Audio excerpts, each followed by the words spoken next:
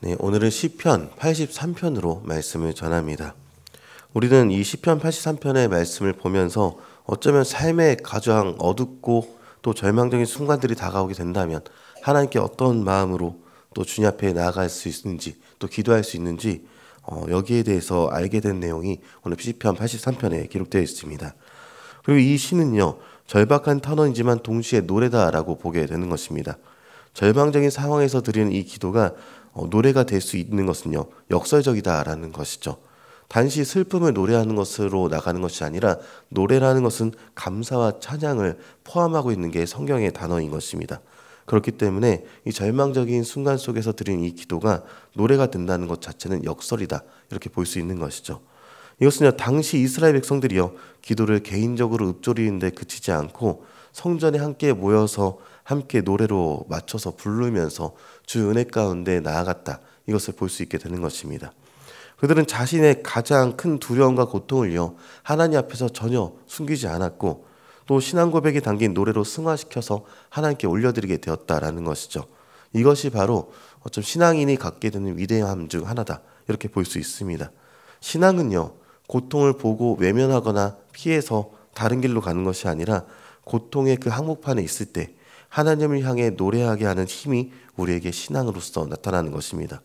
시편 83편은 매우 긴박한 외침으로 시작하는 것을 보게 되는데 1절의 내용을 먼저 보면 하나님이여 침묵하지 마소서, 하나님이여 잠잠하지 마시고 조용하지 마소서라는 내용으로 시작하는 것을 보게 됩니다. 이 짧은 구절에 시인은요, 3번이나 하나님께서 즉각적으로 개입해 달라고 요청하고 있는 것을 보게 되는 것이죠. 마치 다급한 환자를 앞에 둔 의사에게 가만히 계시지 말고 빨리 뭐라도 해보십시오라고 그렇게 외치는 내용과 비슷해 보이는 것입니다. 왜 시인은 이렇게 다급하게 외치는가를 봤을 때 2절부터 8절까지 그 이유가 좀 생생하게 묘사가 되는데요. 이스라엘을 둘러싼 10개의 족속들이 있었는데 에돔, 이스마엘, 모압, 하갈, 그발, 암몬, 아말렉, 블레셋, 두로, 아수르, 이들이 동맹을 맺고서 이스라엘을 향해서 총 공세를 펼치고 있었기 때문에 이렇게 다급하게 하나님을 찾고 있었다는 것입니다. 그리고 이 10개의 나라의 그 연합의 그 목적은요, 영토 분쟁이나 경제적인 이득이라기보다는 4절에 이들의 목표에 대해서 얘기합니다. 그들이 말하기를 가서 그들을 멸해서 다시 나라가 되지 못하게 하자. 그래서 이스라엘 이름이 다시는 기억되지 못하게 하자. 이런 이야기로서 그들이 모였다라고 얘기하는 것이죠. 이는요, 한 민족을 역사 속에서 완전히 지워버리려는 이른바 민족 말살이라는 끔찍한 목표를 갖고 그렇게 움직였다라는 것을 보게 되는 것입니다. 단순히 지정학적인 위기를 넘어서서 하나님의 언약 백성 자체가 이 땅에서 없어지게 될 수 있다는 그런 사탄의 계략으로까지 볼 수 있게 되는 것이죠. 이런 절체절명의 위기 속에서 시인이 가장 고통스러웠던 것은요, 적들의 칼과 창이 아니라 하나님께서 왜 내 기도에 응답하시지 않는 것 같은가, 이런 두려움이 있었다는 것입니다. 하나님의 백성이 사라질 위기까지 처했는데 정작 그들의 하나님은 아무것도 행동하지 않는 것처럼 그렇게 보여지는 이 상황이요, 이것이 시인을 가장 절망하게 만드는 영적인 고통으로 다가왔던 것입니다. 그럼 이 고통 앞에서 어떻게 반응해야 되는가? 먼저 우리는 이사야서에서 좀 중요한 사실을 하나 발견할 수가 있는데 이사야 62장 6절 7절 말씀을 잠시 제가 읽어드리겠습니다. 예루살렘이여, 내가 너의 성벽 위에 파수꾼을 세우고 그들로 하여금 주야로 계속 잠잠하지 않게 하였느니라. 너희 여호와로 기억하게 하는 자들아, 너희는 쉬지 말며 또 여호와께서 예루살렘을 세워 세상에서 찬송을 받게 하시기까지 그로 쉬지 못하시게 하라. 이렇게 쉬지 말며라고 권면하고 있는 내용이 이사야에 기록되어 있습니다. 이사야 선지자는요, 예루살렘의 회복을 위해서 기도하는 파수꾼들에게 너희는 스스로에게 쉼을 주지 말고 더 나아가서 하나님께서 쉬지 못하도록 하라, 이렇게 이스라엘 백성들에게 명령하는 내용이 있는 것이죠.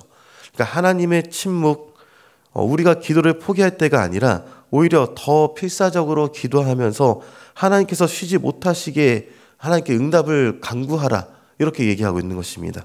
하나님의 침묵은 하나님의 부재나 무관심의 증거라기보다는요, 오히려 우리를 기도의 자리로 부르시는 하나님의 초청장으로까지 보이게 된다는 것입니다. 하나님은 우리의 기도를 통해서 일하시기를 기뻐하시고요, 또 우리가 끈질기게 매달리기를 기다리고 계신다는 것입니다.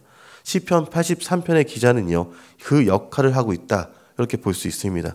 그는 하나님의 침묵 앞에서 좌절하고 돌아서라 이렇게 말하는 것이 아니라 오히려 그 침묵을 깨뜨리기 위해서 더 간절하게 하나님께 부르짖고 있다. 이것을 보여주고 있는 것이죠. 그래서 시편 83편은요. 하나님의 영광을 위한 기도로 끝을 맺는 것을 보게 됩니다. 시인은 단지 적들의 멸망을 구하는 것을 넘어서 그 일을 통해서 온 세상이 여호와만을, 오직 하나님만을 알게 하시기를 원한다. 이것을 얘기하고 있다는 것이죠. 18절 말씀을 같이 한번 읽어보도록 하겠습니다.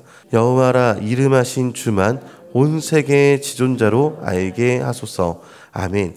이것이 이 모든 탄원의 그리고 저주의 궁극적인 목적이 되는 것이 바로 18절의 내용이 되는 것입니다. 그러면 지금을 살아가는 우리는요, 이 원수들을 향한 저주와 심판의 기도를 어떻게 이해하고 적용할 수 있겠는가? 이것을 생각해 봐야 할 것입니다. 우리는 더 이상 에돔 족속이나 모압 족속과 싸우지는 않죠. 그런데 에베소서 6장 12절은요. 우리의 싸움의 대상이 어디 있는지 분명히 밝혀주는 내용이 있습니다. 우리의 씨름은 혈과 육을 상대하는 것이 아니고 통치자들의 권세와 이 어둠의 세상 주관자들 그리고 하늘에 있는 악한 영을 상대한다. 이것을 얘기해 주는 내용이 있습니다. 그러니까 우리의 원수는 사람이 아니고 사람들을 죄와 어둠 속에 묶어두는 사탄의 권세와 악한 영들이라 말하는 것이죠. 그렇기 때문에 우리는요. 우리의 기도가 새로운 차원으로 변화되어서 주님 앞에 나아가야 할 것입니다.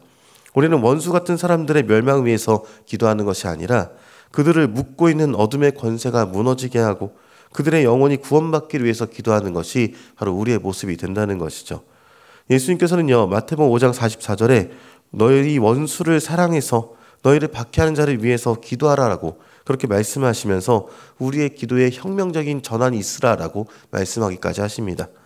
시편 83편의 기자가 수치를 당하게 하여 그들이 주의 이름을 찾게 하소서라고 그렇게 기도하게 되었을 때 그는 자신도 모르게 이 예수님의 이야기를 예언하고 있었던 것일지도 모르겠습니다. 어떨 때는요. 인생의 실패와 수치가 오히려 사람들을 하나님께로 인도하는 통로가 되기도 한다는 것이죠. 우리의 기도는요. 이제 원수들의 파멸이 아니라 그들이 어떤 방법을 통해서든 설령 그것이 고난과 수치를 통하는 길이라 할지라도 결국 주님의 이름을 부르고 구원에 이르게 해달라는 기도로 승화될 수 있어야 한다. 이것을 얘기하는 것입니다. 그 침묵은요. 결코 우리를 향한 거절이 아니라 오히려 더 깊은 하나님의 뜻과 더 위대한 승리를 예비하는 과정인 것입니다. 아삽처럼 우리의 모든 고통과 두려움을 정직하게 하나님께 쏟아놓되 이사야의 파수꾼처럼 하나님께서 일하실 때까지 쉬지 않고 기도하며 나아가야 한다는 것입니다. 그리고 궁극적으로는요. 우리의 원수마저도 주님의 이름을 알게 할 것이고 구원받게 되기를 기도하는 그리스도의 마음으로 나아갈 수 있어야 한다는 것이죠. 그때 우리의 절망적인 탄원은요. 하나님께 영광을 돌리는 위대한 찬양으로 변환이 될 것이고요. 하나님의 침묵은 마침내 우리 삶의 가장 놀라운 응답으로 바뀌게 될 것입니다. 이를 기억하시면서 주님 앞에 날마다 기도하며 나아가는 저와 여러분이 되시기를 주님의 이름으로 축원합니다.